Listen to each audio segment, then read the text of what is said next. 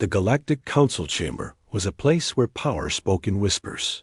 It was a vast dome of crystal and light, filled with the leaders of 100 worlds.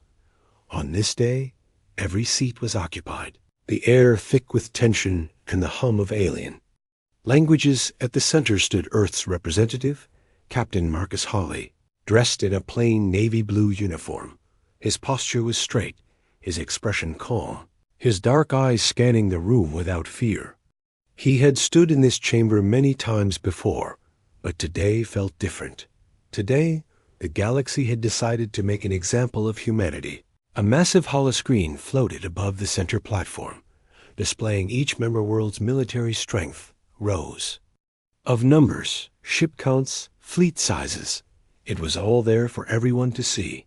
When the column for Earth appeared, a ripple of amusement swept through the chamber. It read, Fleet Strength, 0 active warships. An alien with shimmering gold scales, High Chancellor Varian of the Sith Dominion, let out a deep rumbling. Laugh, 0, he said loudly. Tell me, Captain Hawley, how does a planet expect to survive in this galaxy with no ships to defend it? His voice echoed through the hall, and others began to chuckle. The laughter spread until it became a wave, bouncing off the crystal walls. Marcus didn't move. He let them laugh. He let them believe. From the upper tiers, a delegate from the Triac Consortium leaned forward.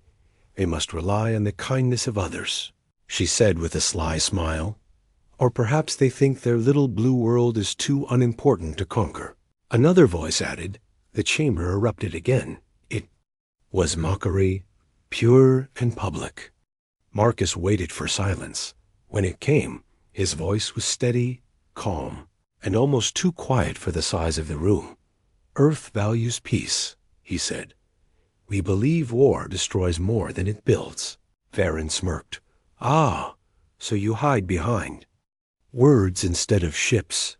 Marcus tilted his head slightly. Sometimes silence is the most powerful shield. The Chancellor scoffed and turned to address the assembly. Let it be known that the human homeworld has no fleet, no means to defend itself, and no place in matters of serious galactic power. Several alien scribes recorded the words instantly, their data feeds broadcasting across the galaxy. On hundreds of worlds, the image of a lone human in a room full of alien laughter went viral within minutes. Marcus gave no sign that the mockery touched him inside, however. His mind was running with quiet precision, every insult, every smirk, every word of doubt. He was memorizing them, because one day soon, every voice in this room would speak very differently. From his seat in the shadows, Admiral Kovacs of the Earth Defense Directorate watched the scene. He was not in uniform, not even officially present, but his sharp eyes caught Marcus's brief glance. It was a signal, a single flicker of acknowledgement. The time was close. For 2 centuries, humanity had allowed the galaxy to believe it was defenseless. It had been a deliberate strategy. While alien empires flaunted their dreadnoughts and war fleets, Earth had been building something else, something far older and far deadlier. Hidden deep beyond Neptune's orbit, in the black silence of the Kuiper Belt, it slept, the Dark Gate. The council session ended with more laughter. As Marcus left the chamber, several delegates made mocking gestures of salute. He ignored them, walking with slow, measured steps. In the corridors outside, he was met by a small diplomatic aide.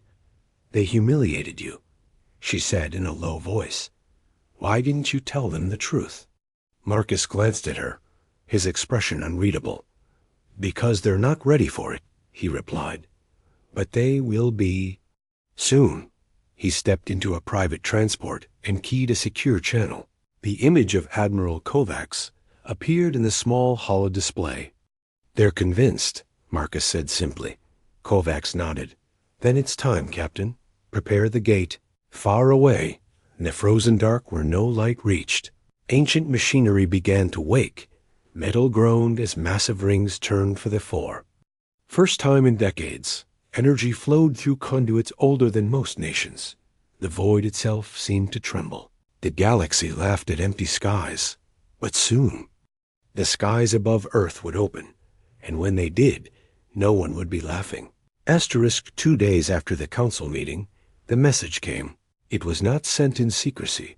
It was broadcast across every public frequency in human space. The alien warlord, High Chancellor Varen, appeared in full ceremonial armor, his golden scales gleaming under the light of his throne room. He stared directly into the camera, his lips curling in amusement. "People of Earth," he began, his voice dripping with mockery, "you hide behind your council seats and your polite words, thinking yourselves safe. You have no fleet, no walls, no weapons that could challenge even a single Sith patrol ship. I give you 1 cycle to surrender your sovereignty to the Dominion, or I will take your planet as my own." The transmission repeated every hour, echoing across human colonies, in crowded cities and mining outposts. People gathered around public screens, watching in silence. Some looked angry, others afraid, but most simply turned away. They had seen alien arrogance before. They did not know that this time, Earth was not going to ignore it. In a hidden command center beneath the frozen crust of Europa, Admiral Kovacs stood before a long table surrounded by the highest-ranking officers of Earth's true military, not the peacekeeping forces shown to the galaxy, the real guardians of humanity. The table's surface lit up with star maps, alien fleet movements, and a single flashing icon labeled Dark Gate. Captain Marcus Halle stepped forward, his voice calm but unyielding. "They think our skies are empty. They think we are prey. I say, we let them come." A murmur moved around the table. Kovacs nodded slowly. "Agreed. Activate the gate. Begin silent mobilization of all hidden assets. And Marcus, make sure the warlord sees nothing until it's too late, far beyond Pluto's orbit." In the endless cold, the Dark Gate's rings rotated. Each movement sent ripples through the fabric of space, faint at first, then growing stronger. Inside the hollow center, a darkness deeper than the void began to swirl. The gate was it. Not a weapon in the usual sense. It was a doorway, and on the other side of that doorway waited Earth's hidden fleet. The warlord's scouts approached the Sol system. Scanning for resistance, they found none. Their reports were filled with laughter. "Empty skies," one pilot said. "Just as the Chancellor promised." The warlord grinned, imagining the ease of his coming victory on Earth. Marcus stood on the balcony of the United Terran Command Tower, looking up at the night sky. The stars were calm, unbroken. Hiding the truth beneath their quiet light, he tapped his wristcom once, sending a coded signal across secure channels. The message was short, but every human captain in the hidden fleet understood it instantly. The time for silence is over. The alien armada entered the Sol system like a tidal wave of steel. Hundreds of warships, their hulls glinting in the pale light of the sun. Formation after formation swept past Pluto, past Charon, their engines burning with arrogant confidence. They met no resistance. To them, it felt like marching into an empty city on the Dominion flagship. High Chancellor Varen lounged at his command chair. The holographic projection of the solar system hung before him. "Empty," he said with a satisfied grin. "As I promised, not even a patrol craft." His officers laughed. One of them, a younger lieutenant, hesitated, glancing at his console. "My lord, long-range sensors are detecting something." Varen waved it off. "Background noise. The humans have nothing here worth detecting." But the lieutenant didn't relax. The readings were strange, not the signature of a ship or station, but a slow, deliberate distortion in space itself. It was coming from far beyond Neptune, near the dark edges of the system. He didn't know it yet, but he was looking at the first whispers of the Dark Gate awakening. Out in the black, the colossal ring turned, its metal skin older than any human nation. Inside its frame, the void began to swirl, not like light, not like shadow, but like a wound in reality itself. Sensors on hidden human outposts in the Kuiper Belt flared to life. Encrypted messages raced across quantum channels. From the farthest outpost to Earth's deep bunkers, the same words were. Repeated. Gate activation in progress. Captain Marcus Howe watched the feed from a secure chamber deep under the Pacific Ocean. The holodisplay showed the alien fleet's progress. They were almost within range. A side display tracked the gate's power buildup. 67%, 72%, 79%. Behind him, Admiral Kovacs stepped closer. Once the first ships come through, there's no turning back. Marcus didn't look away from the display. There was never any turning back. In the Warlord's flagship, the lieutenant's voice rose again. My lord, the anomaly is growing in size. And it's stable. Varen finally turned his head, irritation flashing in his golden eyes. Show me. The main view screen shifted, zooming on the dark edges of the system. At first it looked like nothing, a patch of deeper black against the void. Then the edges shimmered, and something vast began to emerge. Not a planet, not an asteroid, but a doorway. Varen leaned forward, the smirk on his face fading. What in the void is that? The humans didn't answer, but in the darkness beyond Neptune, the first silhouette moved within the gate. It was enormous, armored like a fortress, and it was coming through. Asterisk, the void trembled. The black circle of the dark gate pulsed once, then split open like an eye. A blinding wave of light burst outward, washing over the cold emptiness beyond Neptune. Every alien ship in the sector felt the shock through their hulls. Alarms screamed across the Dominion fleet, but it was already too late. From the swirling heart of the gate, a shadow emerged. At first, it was just a dark outline, but as it pushed forward, its true size became clear. It was colossal, dwarfing even the Dominion's largest dreadnought. The hull was jet black, plated in ancient armor etched with glowing silver lines. Weapons bays the size of city blocks rotated into position. The name burned into the side in white letters. USS Nemesis. High Chancellor Varen stared at the screen in disbelief. That's human.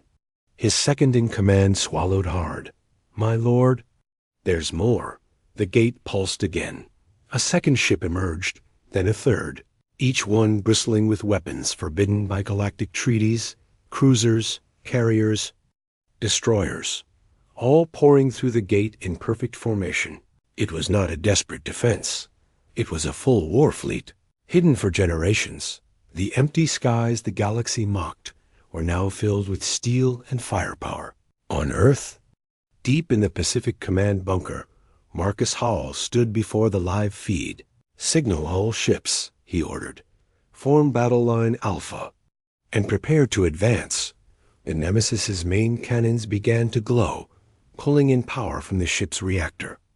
The hum was so deep it made the air on the flagship vibrate. Out in space, alien captains shouted for evasive maneuvers, but the Nemesis fired first. The beam cut across the void like a blade. The lead Dominion cruiser erupted in a sphere of white fire. Vanishing in seconds, Varen gripped the arms of his throne. All ships, return fire. Hundreds of alien cannons lit the darkness, but the human fleet's shields flared and held, and still. More ships kept coming through the gate. Asterisk, the void burned. The first Dominion cruiser was gone, reduced to drifting fragments. But before the wreckage could cool, the Nemesis fired again. Its second shot pierced 2 destroyers at once, ripping through their cores like paper across the enemy fleet. Panic spread faster than orders. Some captains screamed for retreat, others for full attack. The Dominion formation collapsed in moments, turning from a proud wall of ships into a scattering of confused targets. Human warships advanced without hesitation, their black hulls cutting through the chaos. From the gate, more ships poured out, carriers releasing waves of strike craft.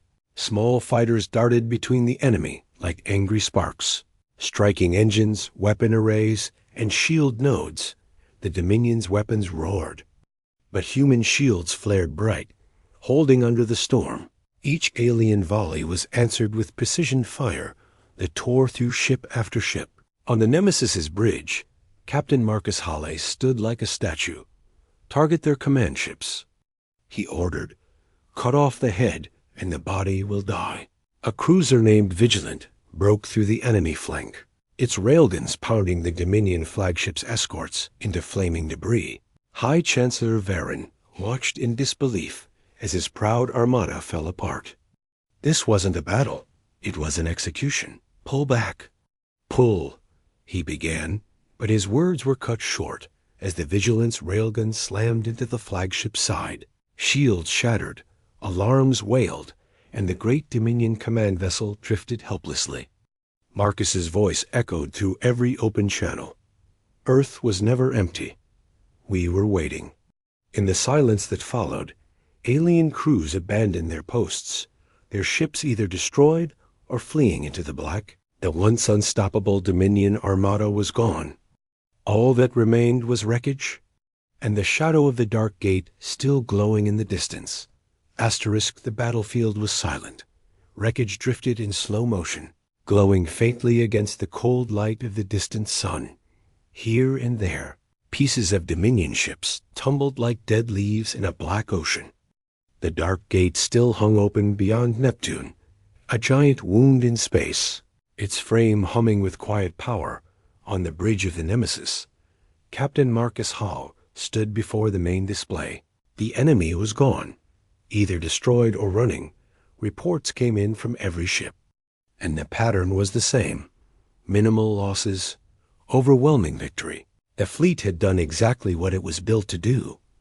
"Open a channel," Marcus said. His voice steady, the comms officer tapped a control, and Marcus's image was sent not just to surviving Dominion ships, but to every major communication hub in the galaxy. Billions of screens on countless worlds flickered to show the human captain standing among the stars. "To the galaxy," Marcus began, his tone calm but cold. "You believed our skies were empty. You believed we had no fleet. You believed we would surrender. Today you have seen the truth. We value peace, but if you come for us, if you threaten Earth, the dark gate will open again." He paused, letting the silence carry his words like a blade. Then, with the faintest of smiles, he added, "And next time, we won't stop at defense." Across alien worlds, leaders gathered in urgent meetings. Some ordered their fleets to withdraw from human borders. Others sent secret offers for alliances. The mockery that once followed Earth's name was gone, replaced by something else: caution and fear. In the Pacific Command bunker, Admiral Kovacs watched the broadcasts with quiet satisfaction. "The skies were never empty," he murmured. "They just weren't looking in the right place." And above it all, the dark gate remained silent now, but waiting.